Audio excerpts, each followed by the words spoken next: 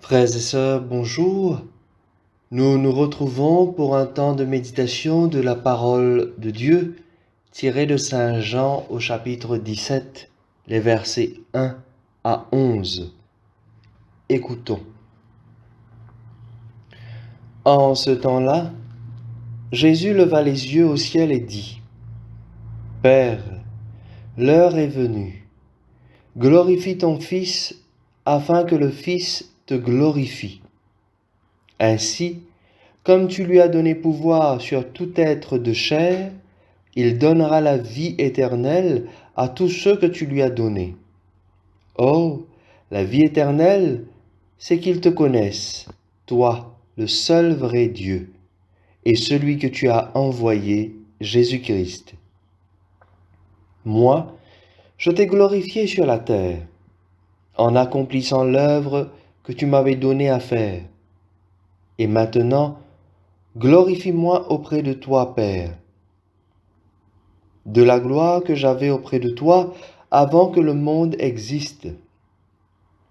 J'ai manifesté ton nom aux hommes que tu as pris dans le monde pour me les donner. Ils étaient à toi, tu me les as donnés, et ils ont gardé ta parole. Maintenant, ils ont reconnu que tout ce que tu m'as donné vient de toi, car je leur ai donné les paroles que tu m'avais données. Ils les ont reçues. Ils ont vraiment reconnu que je suis sorti de toi, et ils ont cru que tu m'as envoyé. Moi, je prie pour eux. Ce n'est pas pour le monde que je prie, mais pour ceux que tu m'as donnés, car ils sont à toi. Tout ce qui est à moi est à toi, et ce qui est à toi est à moi, et je suis glorifié en eux. Désormais, je ne suis plus dans le monde. Eux, ils sont dans le monde, et moi, je viens vers toi. Acclamons la parole de Dieu. Frères et sœurs, aujourd'hui, l'Évangile nous fait goûter à l'intimité profonde qui existe entre le Père et le Fils, et cela à travers la grande prière de Jésus. Nous pouvons nous laisser interpeller par plusieurs points dans ce récit ce matin. Premièrement, regardons l'attitude de Jésus lui-même.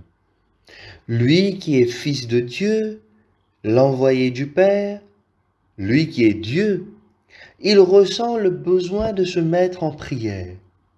Il sait qu'il va très prochainement vivre sa passion, qu'il aura à subir d'atroces souffrances, qu'il passera même par la mort et que le troisième jour, il ressuscitera.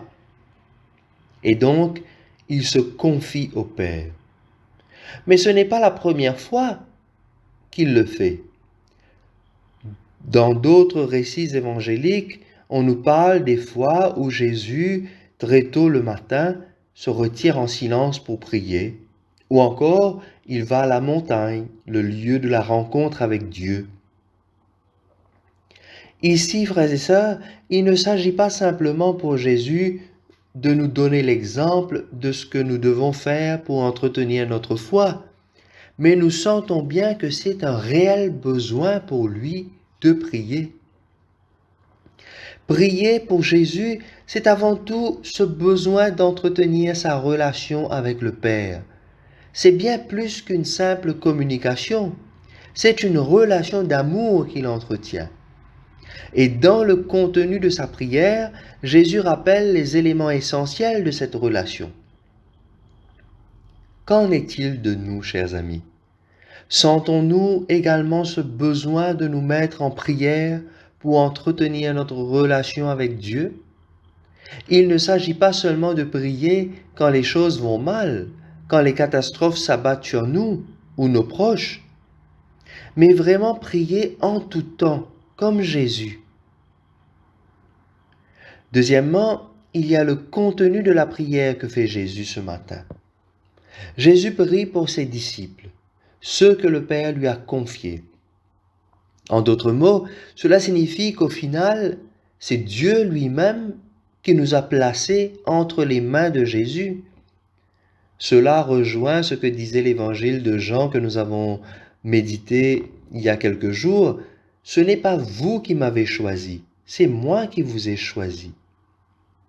Dès lors, si c'est Dieu lui-même qui nous a placés entre les mains de son Fils, et si Jésus lui-même prie pour nous, cela veut dire que nous sommes entre de bonnes mains. Prenons conscience, chers amis, de la chance que nous avons d'avoir ce Dieu qui prend autant soin de nous. Parfois, nous ne le réalisons pas assez.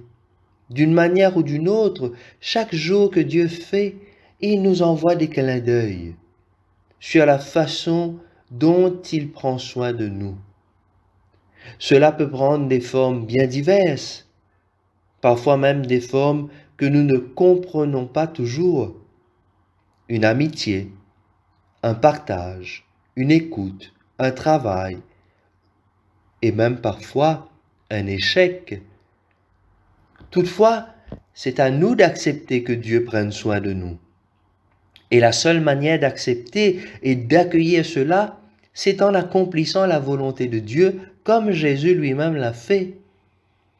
Alors, demandons en ce jour cette grâce au Seigneur de pouvoir toujours ressentir ce besoin profond d'entretenir notre relation avec lui et d'accepter qu'il prenne soin de nous pour toujours faire sa volonté.